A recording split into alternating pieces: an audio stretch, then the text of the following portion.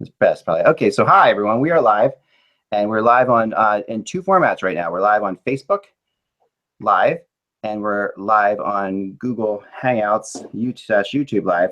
And the theory here is that we're probably breaking some law. I'm sure we are, but we have some audience members, which is great. We appreciate you guys watching us. And we are going to do a show for you now, kind of a rumor show. And based on that, I'm going to take this off because I'm really hot. Let's start off with this show right away, and let's see what's the date again. The date is the 27th. Thank you. Let me just bring up my notes real quick, kids. We're so discombobulated. We're going to get better at this. I apologize. For sure we will. Just bring up my notes here so I have everything I need.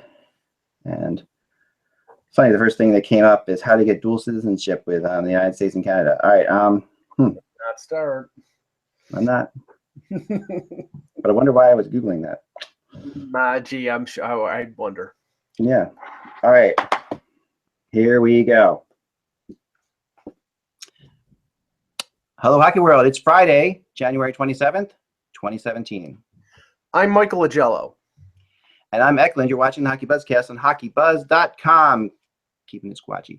And this is the podcast that comes to you every Monday through Friday at this time to fill you in the comings and goings. Actually, Fridays we sometimes do later because of various reasons. And we also want to get all the last-minute rumors we can out of all the sources to send you into the weekend the right way.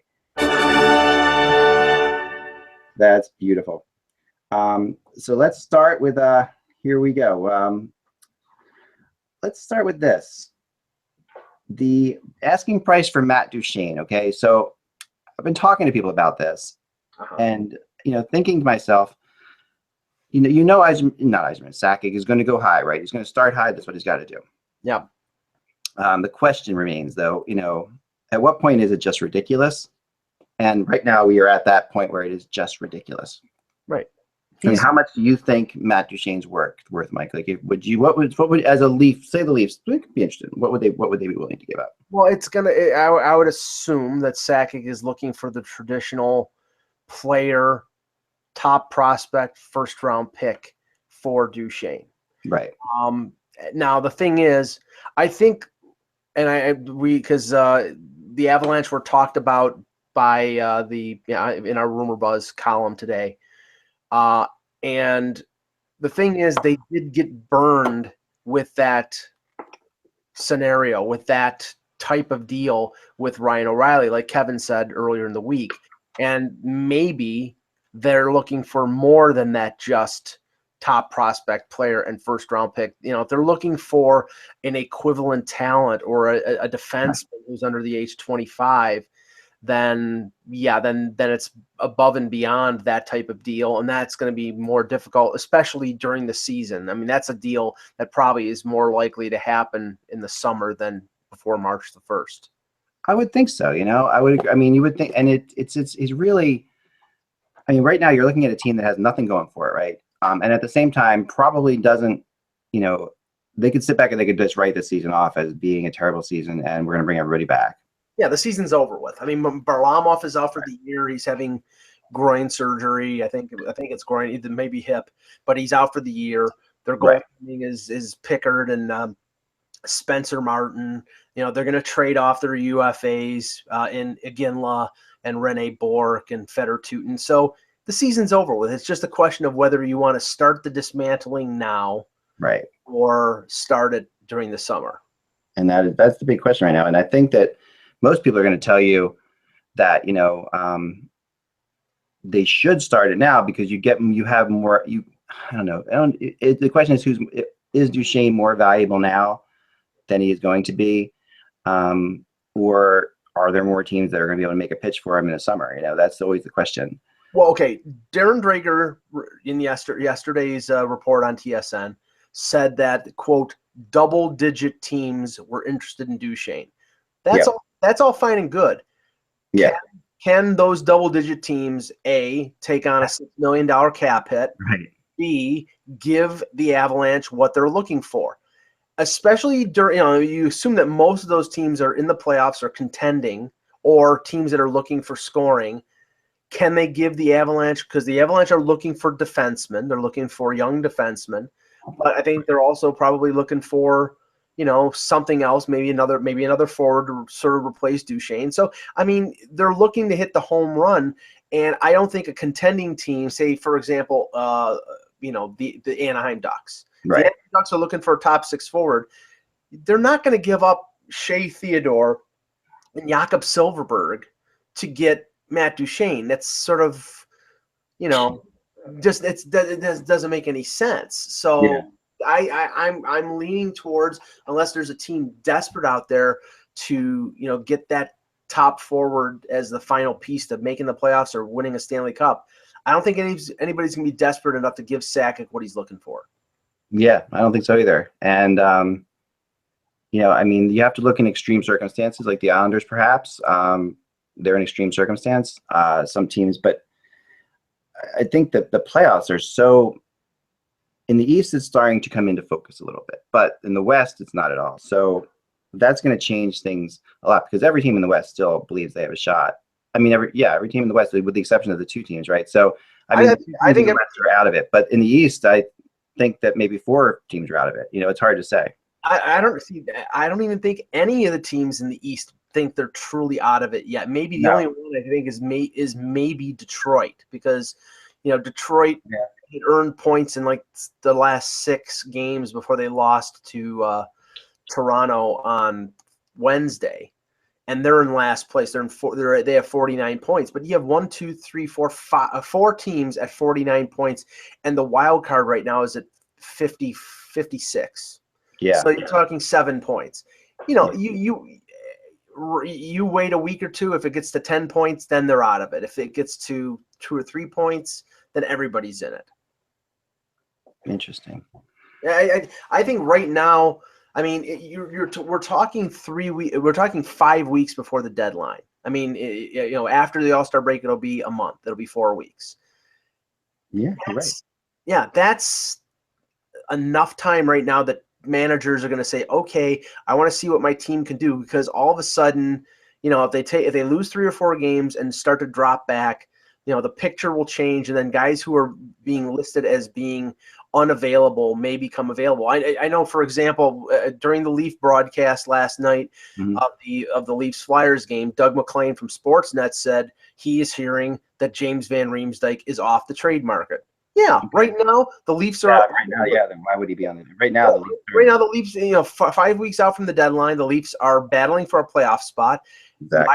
Why would it make sense to have JVR in the market? But 3 weeks from now, if they've lost 4 games in a row and they're 6 points out of a playoff spot, he's on the market. I'm telling you right now. That doesn't mean that they're going to trade him, but they will be looking for people to make offers, and if they find something that they like, they might trade him. I think it's more of a summer deal, but that's the way things are. You're going to have teams that are going to fall in and fall out of the seller mode, and that's how we'll know who's going to be interested and who's going to be not interested. Right. And, it was interesting watching the Leafs last night. I talked about this on my Facebook Live thing at night that I did.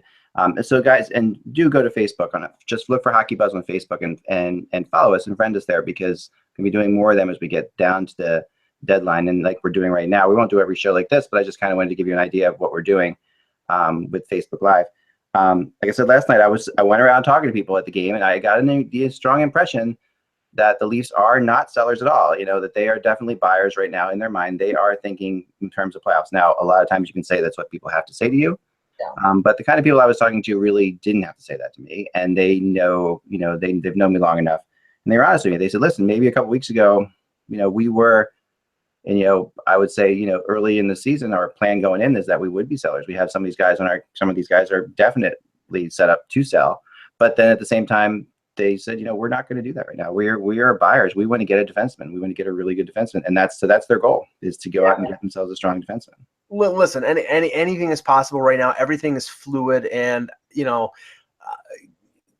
Lamoriello is better at keeping secrets than the CIA. Yeah. So especially lately. Right now, I think everything is fluid. I think they can go a number of directions. But that being said, the conventional wisdom is either they're going to stand pat with who they have right now, or they're going to sell. Now, I think that there's a greater chance that they're going to stand pat simply because this team, as good as they've played, I mean, last night they lost their first regulation game on the road in a dozen games. And that was like setting a record for them. I mean, they were, and which is a pretty impressive record for a team that's been around for such a long time. Right. And heck, they are a point out of the playoffs, even after winning 9 games on the road and getting points in 11, which means first of all, they dug themselves a big hole in the first couple months of the season.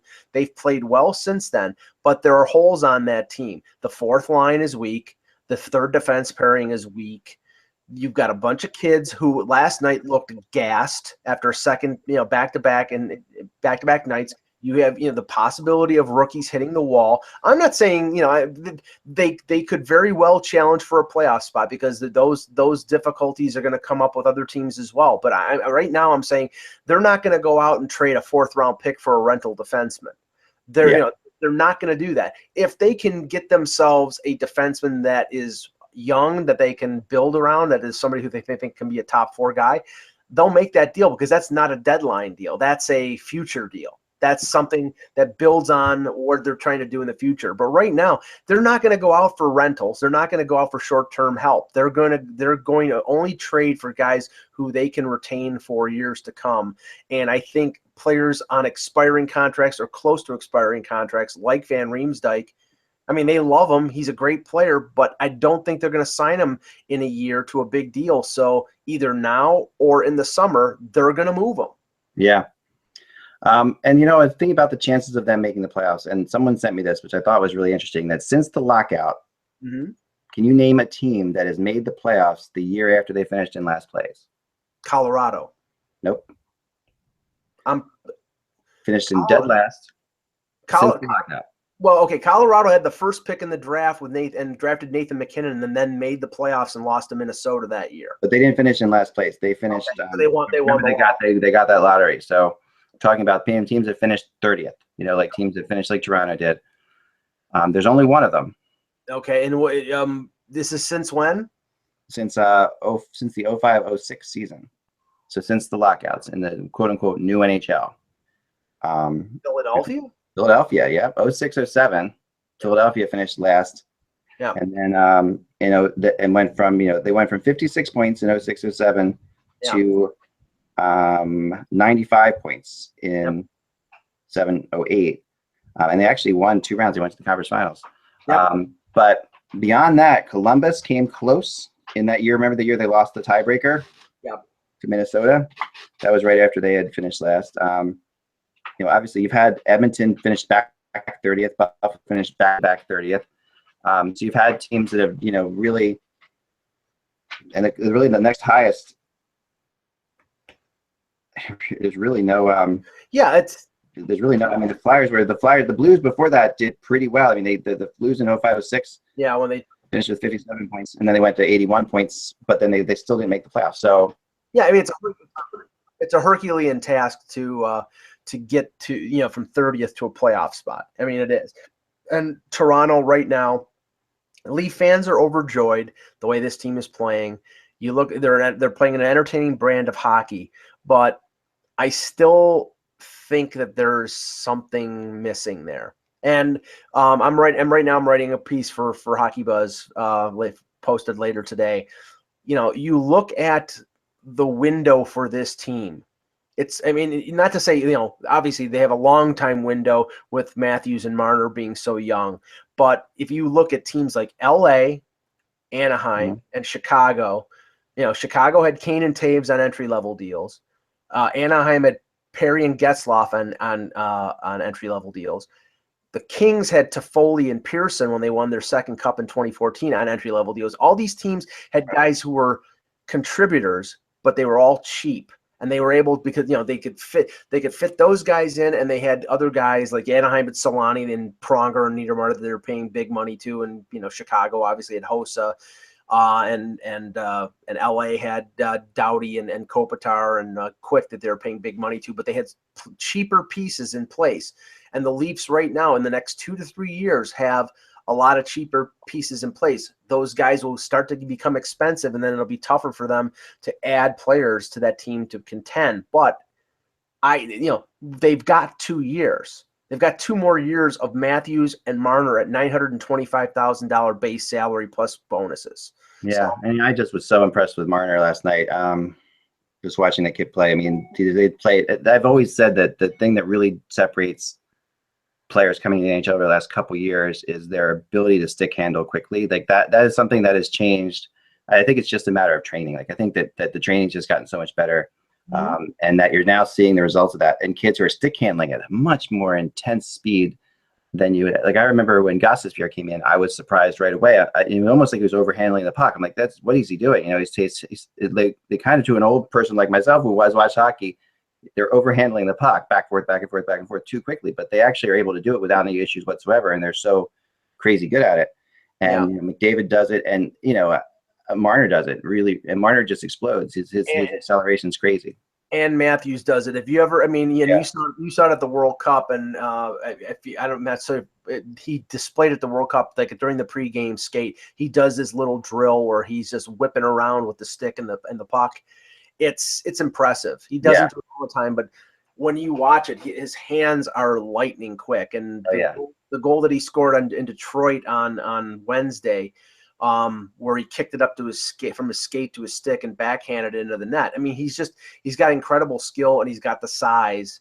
So, I mean, it's a good compliment. Marner's speed and elusiveness and his playmaking ability on one line, and then it's sort of like the new generation of Kane and Taves.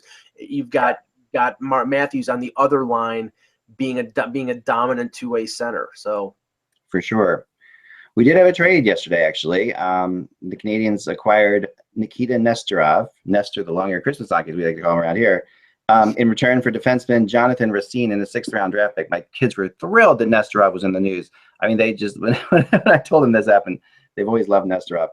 He's a good defenseman, but it's you got to wonder to yourself, when Tampa is trading you a defenseman, because Tampa is desperately in need of defensemen. And the weird thing about this is a divisional trade like this. It just kind of shook me. Not that this is a major deal, and he's going to be a 6 or 7 for Montreal for sure, but like he was in Tampa. But still, you're giving depth to a team in your division, which is not often something that you see. For what? I mean, Racine's an okay player, a 6th-round draft pick, but I mean, Nestorov's the best player in this deal. Yeah, but okay, right now, he's, like you said, he's a 6 or 7. He's a smaller defenseman. They made a similar type deal. I think it was last year when they traded Barberio to Montreal. Tampa Bay did. There may be clearing space for Slater Cuckoo, who's been up and down between there and their minor league team.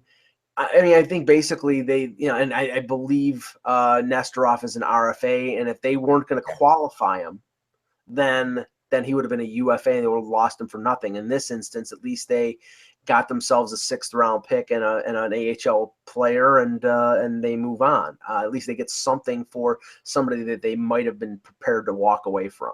That's all I get. Yeah, I mean, I guess that's true. And but they are still trying to make the playoffs. I don't think that this trade is determinative when it comes to the Tampa Bay Lightning. I think this is just simply they're managing their roster before expansion. If this is a guy that you weren't going to protect as one of your top 3 defensemen, and if you weren't going to qualify him, then maybe they do, maybe they don't. But if they do qualify him, it might cost them more than they were interested in paying him. So I think it's simply just moving out a player that might be able to help Montreal in terms of a depth move. He'll be a 6-7, and has some playoff experience, so that will help Montreal. But I don't think this is a like a big move for them or a big acquisition. Oh no, it's not for sure. And they're still, Montreal has a lot more to do, and they've really struggled without Markov too. So it's been, with that, without having him in there. I mean, the Canadians they're a different team. Markov is such an important player to them, and that the problem with that is Markov's always injured. So, and they're gonna have to get used to being without Markov pretty soon, because he's 38 years old, I believe, 37 or 38 years old. He's in the last year of his contract. Yeah. They're going to have to find, they have Weber, they have Petrie, who's a pretty decent defenseman. Nathan Beaulieu's coming around. Emelin is a professional pain in the ass. Yeah. but they need another defenseman or another 2 defensemen on that team. And once Markov either retires, I mean, if he comes back, fine, but they might be leery of bringing him back because he always gets hurt. And he's a good player when he's healthy, but he's never healthy. Yeah, no, he's not. Cliff, GM, Fletcher in Minnesota came out and said something yesterday that was kind of surprising everybody. Not really surprising, but something you usually don't hear, calling his team a definite Stanley Cup contender, which is not a big deal, but does make you think of Minnesota as, definite buyers. I mean, they've always been a team that's been on the outskirts. They've made some interesting deals at the deadline, like Pominville a couple years ago, and they've made some pretty good moves at the deadline. But this year, it sounds like they are really going to go hard. Well, yep. Their dilemma is, I mean, they don't have a ton of cap room, and like some teams out there, they have one too many They have a lot of defensemen, and they have potentially 6 defensemen that they would like to protect, but they can't. So this might be the team that, if there's a team out there looking for a defenseman and looking to trade a forward, Minnesota might be the team that trades a Brodin or a Dumba or a Scandella to get a forward. Because I think you're right, Ak. I think they're close. I mean, the acquisition of Stahl really helped them. Now they got a 2-line attack, and Dubnyk is the Carey Price of the Western Conference. Yeah, no, you're right. He is, and he's been phenomenal.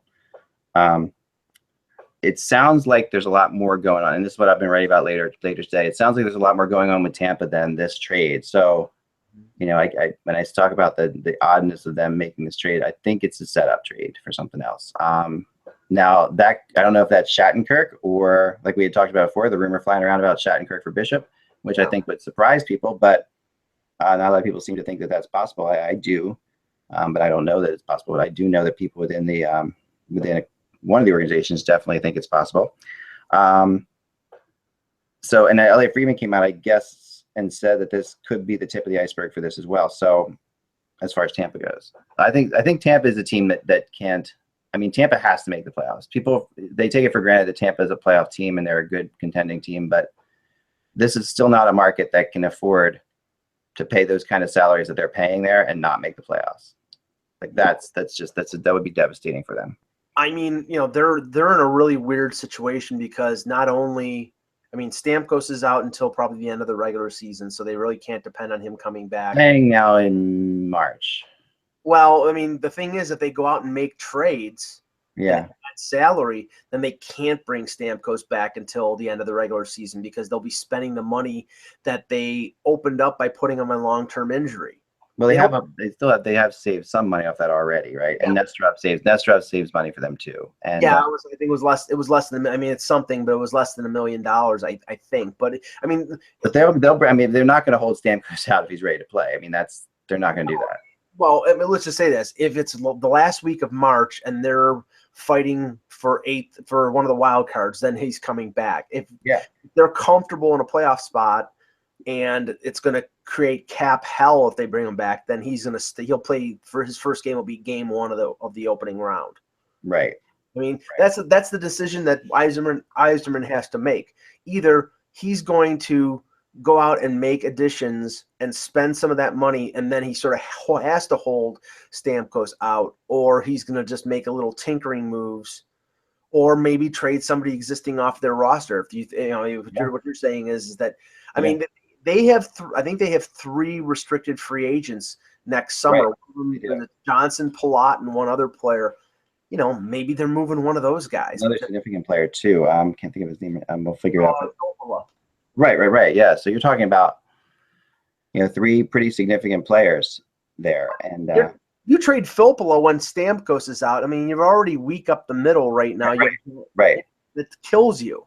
And today, Tampa also waived Dumont and Bourneval. So they're opening up cap space. They're definitely opening up cap space, and there's whether or not this is. I mean, the name I keep hearing again today was Shattenkirk. So we'll find out whether that. And I know that everybody doesn't think that could happen, and why would they trade Shattenkirk?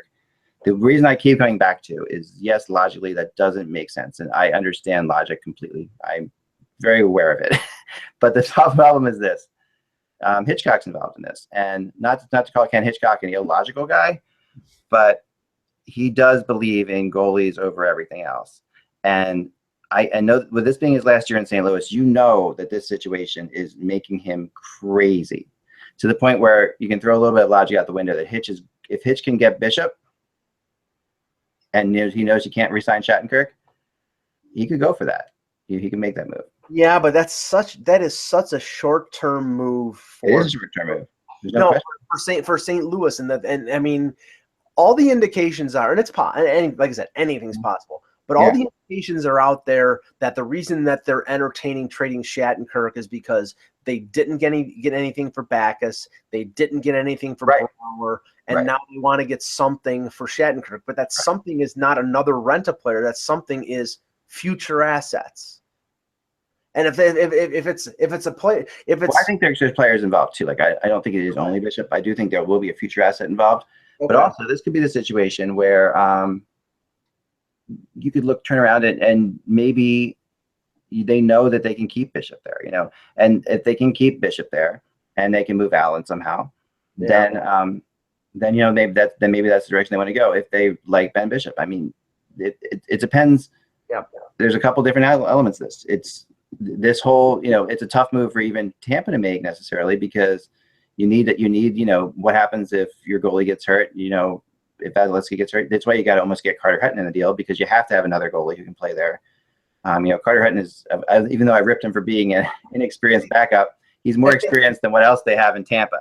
Well, no, I said, yeah, I hear what you're saying. I just think that if they're trading Bishop, then they already have their backup in Godlevskis, and they do like him. I mean, Hutton would give you NHL experience, but honestly, it's like if they trade Bishop, it's all on Vasilevsky's shoulders. Carter Hutton on Vasilevsky's shoulders, but if he gets hurt, then you have to you are considering yourself a cup contender, which Tampa does. I mean, remember, even though they're where they are now, they're still a cup contender if they make the playoffs and Stamkos comes back. They're as good as anybody in the East again immediately. They just want to sneak in anywhere. They want to just get in the tournament.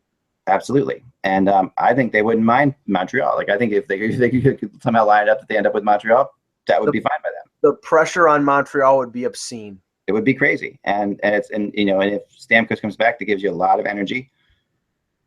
There's so much there.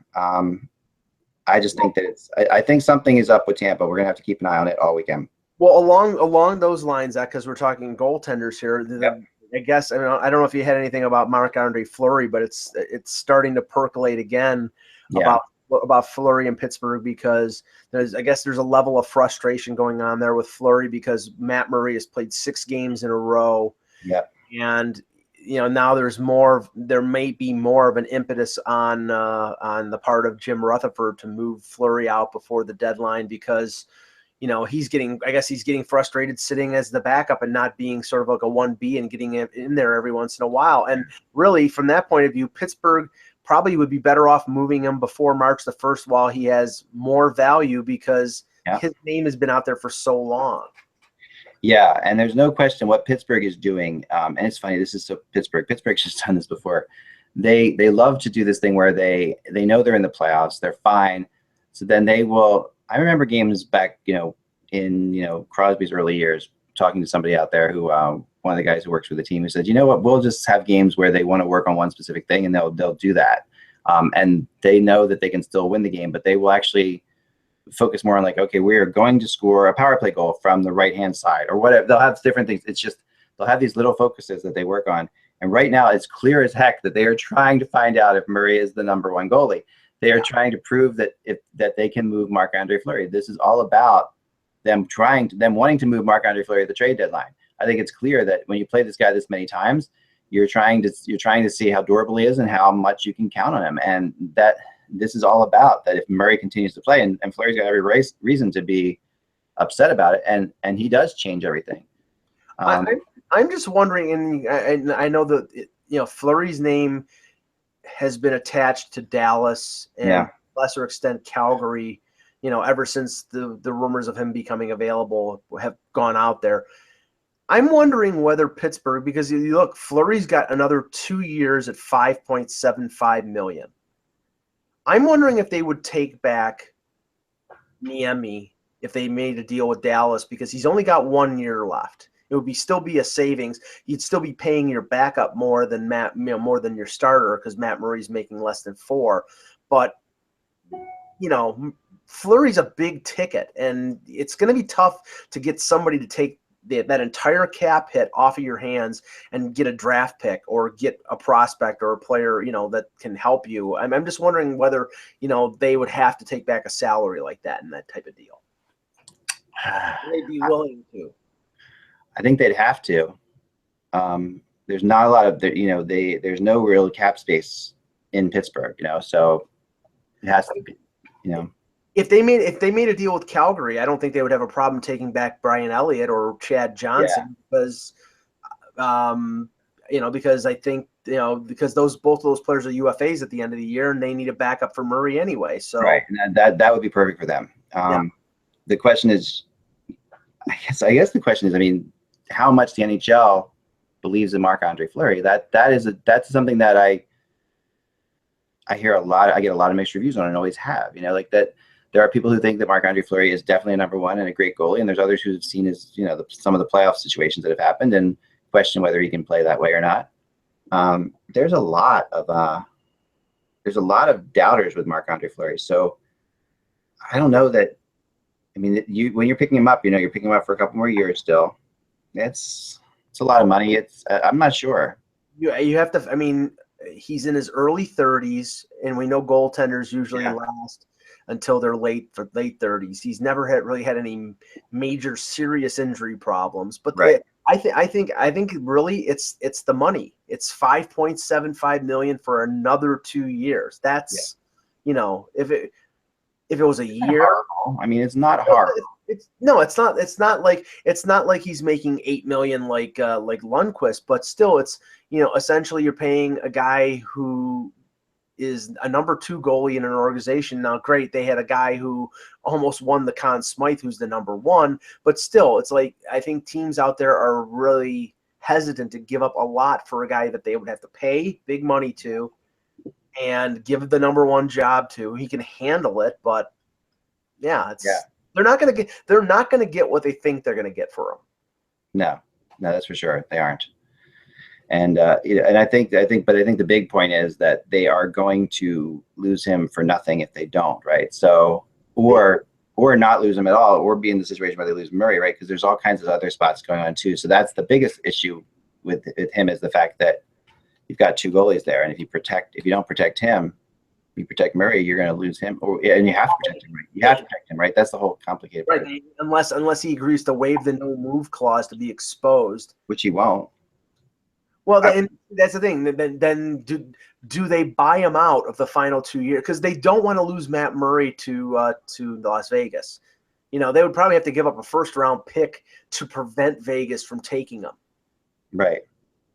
And maybe that's what they do. You never know. If that's the situation that they're in, it's like, okay, we'll give you a first-round pick. We have to protect Marc-Andre Fleury. We will give you a first-round pick not to take Matt Murray. Maybe they do something like that. Right. So what's the deal with Tortorella? It's a shame he's been missing this time, right? The report came out today from Aaron Portzline that apparently one of his dogs is this his son's dog? His son is in the army. That's what I heard. Yeah, he's got 5 dogs. One of them being his son's pit bull. And the dog, I don't know if it's dying or it said his son's overseas, right? So his son is in the army overseas. Son's in the army, I believe. And this dog all they said was in the article, I think it was Aaron Portzline, said the dog was in failing health. So, wow. Yeah. Honestly, for some people, dogs are their family. Oh yeah. No, I don't think anyone should judge this. It's just a really interesting thing. It's just something that, I'm not judging it at all. I think it's fascinating. I wasn't sure if that was real or not. When you read it, it's kind of thing you're just not sure. Yeah, that was the report, and I haven't heard anything to the contrary. I'm sure he would have rather his dog not be sick, and he could go to the All-Star game because he's got 3 of his players on the Metro Division team. So, probably would have been a nice experience for him. And, the way his team has played this year, I'm sure he would have been, and as John Tortorella always is the center of attention, but he would have been fun. That's for sure. He always, it's hard to imagine him in an all-star game situation, because we've never seen him in a situation where something doesn't matter. You see the World Cup of Hockey, everything was. And they said, what a crazy year he's had, from the World Cup of Hockey, where everybody was all over him, and to this incredible Columbus run. Now, the Columbus is 2 wins short of their win total for last year. That's like a crazy statistic, but that's the case. I mean, this is such a massive turnaround. It has everything to do with, I think the fact that they've made some really smart moves, and they have some really good drafts, and these guys have all come together. You called it with the Sam Gagner move. I mean, when they signed him, that was one of the biggest steals out there, and I agreed, because they got him for, I think they got him for $650,000, and the way he played down the stretch with the Flyers. But the addition of Werenski, I mean, Russ called that he was going to be a difference maker, and the thing that I said was, the reason Columbus has always fallen short the last few years is because in November, Bobrovsky always got hurt. He always got hurt like a month into the season. It would be out for 6 weeks. And by the time he got back, they were so far out of it that they could never win. Well, this year, November was the start of their winning streak. So he stayed healthy. He's played great. And they're in a playoff race. Yep. Crazy. A last little thing here. I saw, Guy Boucher came out with a really interesting comment saying that Mike Condon has saved their season, which is true. I mean, what's happened there? Apparently, it sounds like Craig Anderson is going to be back with the team after the All-Star break, and it sounds like things are going pretty well there, which is awesome news. Yeah, his Craig Anderson's wife went on Twitter and basically thanked everybody for the support and said, my husband is going to be where he belongs now on the ice. What a great story. Great story. And I hope everybody's hopes and prayers are with her, getting past. Absolutely. And that's the thing. It's like, I think everybody in the NHL, in spite, separate from like any kind of rivalry with the team, this is a story you want to see like end well, and in the sense that you want her to be healthy, but you also want him to succeed on the ice. And the thing is, when he's played fantastic. So played really well, and so is Condon, of course. And no, I mean the fact of the matter is, he's just, this whole thing has been a rallying cry for the Ottawa Senators. They really have. This has become part of, and they always say, and I do buy into this, that teams that have success quite often go through something like this during the season. Maybe not to this extent, but you can always draw back to teams who won the Stanley Cup in one moment when things were really terrible or things were falling apart. Quite often that's the case, and this is just another one of those. Marty St. Louis' mother. Yeah, remember St. Louis, and there have been so many situations like this over the years.